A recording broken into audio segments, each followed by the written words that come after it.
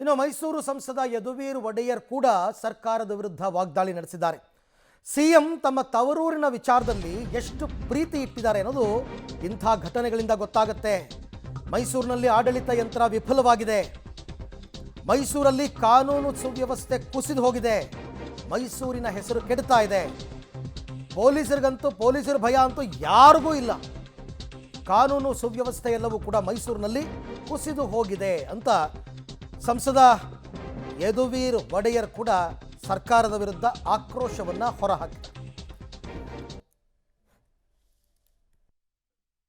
ಅವ್ರು ಬಂದ ನಂತರ ಪತ್ತೆ ಮಾಡಿದ ನಂತರ ಇವ್ರಿಗೆ ಇದ್ರ ಬಗ್ಗೆ ಒಂದು ಅರಿವು ಬಂತು. ಇದ್ರ ಬಗ್ಗೆ ಇದು ನಮ್ಮ ನಗರದಲ್ಲಿ ಇಂಥ ಒಂದು ವ್ಯವಸ್ಥೆ ಸೃಷ್ಟಿಯಾಗಿದೆ ಅಂತ ಇವ್ರಿಗೆ ಒಂದು ಅರಿವು ಬಂದಿತ್ತು.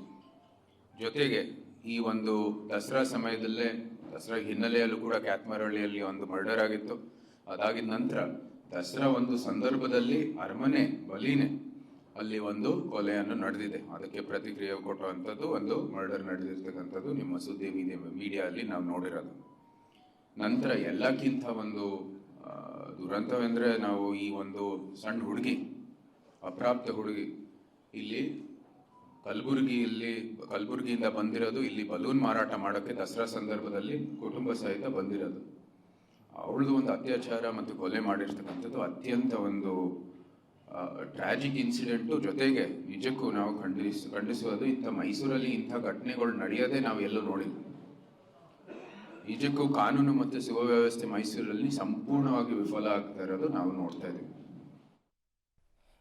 ಈ ಬಗ್ಗೆ ಮತ್ತಷ್ಟು ಮಾಹಿತಿ ನನ್ನ ಕೊಲೀಗ್ ಕೆಪಿ ನಾಗರಾಜ್ ಅವರಿಂದ ಪಡ್ಕೊಳ್ಳೋಣ. ಕೆಪಿ, ಹೇಳಿ ಕೇಳಿ ಮೈಸೂರು ಮುಖ್ಯಮಂತ್ರಿಗಳ ತವರು ಜಿಲ್ಲೆ.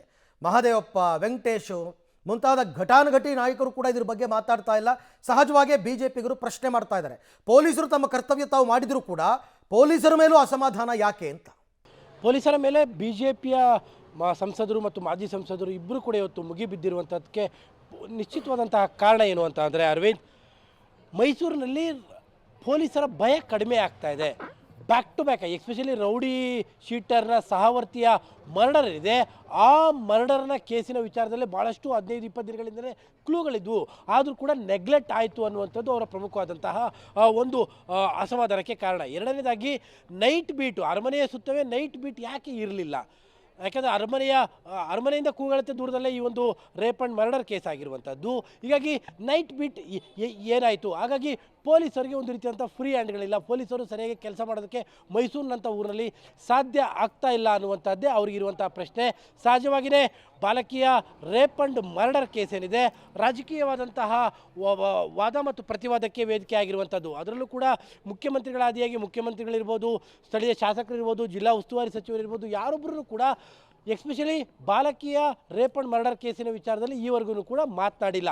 ಹೀಗಾಗಿಯೇ ಬಿ ಜೆ ಪಿಯ ಸಂಸದರು ಜೊತೆಗೆ ಮಾಜಿ ಸಂಸದರು ಇಬ್ಬರು ಕೂಡ ಏಕಕಾಲದಲ್ಲೇ ವಾಗ್ದಾಳಿಯನ್ನು ನಡೆಸಿರುವಂಥದ್ದು. ಅದರಲ್ಲೂ ಕೂಡ ಪ್ರತಾಪ್ ಸಿಂಹ ಒಂದು ಹೆಜ್ಜೆ ಮುಂದೆ ಹೋಗಿ ಟ್ರಾನ್ಸ್ಫರ್ನ ವಿಚಾರದಲ್ಲಿ ಏನು ಪೊಲೀಸ್ ಇಲಾಖೆಯ ಟ್ರಾನ್ಸ್ಫರ್ಗಳೇ ಇಷ್ಟಕ್ಕೆಲ್ಲ ಮೂಲವಾದಂತಹ ಕಾರಣ ಅನ್ನುವಂಥ ಆರೋಪವನ್ನು ಕೂಡ ಮಾಡಿದ್ದಾರೆ. ಜೊತೆಗೆ ಯದುವೀರ್ ಅವರು ಕೂಡ ಸಿದ್ದರಾಮಯ್ಯನವರಿಗೆ ಮೈಸೂರಿನ ಮೇಲೆ ಪ್ರೀತಿ ಕೇವಲ ಬಾಯಿ ಮಾತಿನಲ್ಲೇ ಇಡೀ ಮೈಸೂರಿನ ಆಡಳಿತ ವ್ಯವಸ್ಥೆ ಕುಸಿದಿದೆ ಅನ್ನುವಂಥ ಆರೋಪಗಳನ್ನು ಕೂಡ ಮಾಡಿದ್ದಾರೆ. Arvind, right, thank you. ತಮ್ಮೆಲ್ಲ ಮಾಹಿತಿಗೆ ಧನ್ಯವಾದ. ಬಟ್ ಇಂಥ ಪ್ರಕರಣಗಳಲ್ಲಿ ಆ ರೌಡಿ ಶೀಟರ್ ಮರ್ಡರ್ ಆದಾಗಲೂ ಕೂಡ ಆ ಮರ್ಡರ್ ಮಾಡಿದವರು ಬಂದು ತಪ್ಪೊಪ್ಕೊಂಡಿದ್ದಾರೆ. ಈ ರೇಪ್ ಆ್ಯಂಡ್ ಮರ್ಡರ್ ಮಾಡಿರ್ತಕ್ಕಂಥ ವ್ಯಕ್ತಿಯನ್ನು ಕೂಡ ಅರೆಸ್ಟ್ ಮಾಡಿದ್ದಾರೆ, ಕಾಲು ಗುಂಡೇಟ್ ಹೊಡೆದಿದ್ದಾರೆ, ಪೊಲೀಸರು ಕರ್ತವ್ಯ ಮಾಡಿದ್ದಾರೆ. ಬಟ್ ಸ್ವಾತಂತ್ರ್ಯ ಕೊಡ್ತಿಲ್ಲ ಪೊಲೀಸರಿಗೆ ಸರಿಯಾಗಿ ಅಂತಕ್ಕಂಥದ್ದು BJP ನಾಯಕರ ಆರೋಪ.